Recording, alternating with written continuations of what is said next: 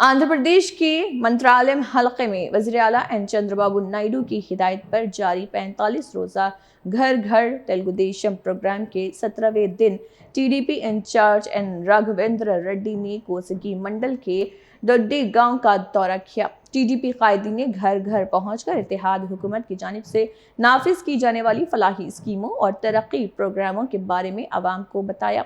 उन्होंने मुकामी लोगों से बराह रास्त मुलाकात करके उनके मसाइल भी दरियाफ्त किए। एन राघवेंद्र रेड्डी ने कहा कि इत्तेहाद हुकूमत अवामी फलाह और इलाकाई तरक्की के लिए पुरअज़्म है और इंतखाबात में दी गई सुपर 6 जमानतों पर अमल दरामद किया जा रहा।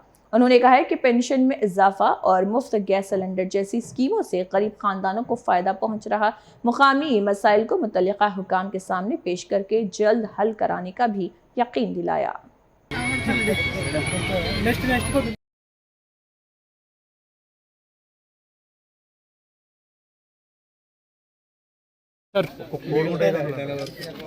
అన్న కొంచెం వెనక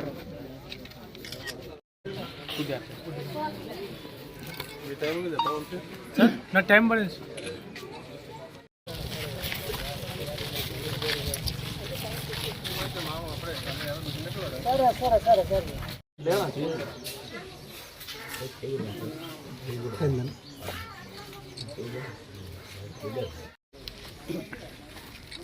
కొంచెం వెనకటి ఫోన్ రెండు ఫోన్లు కొడుతుంది ఒకటి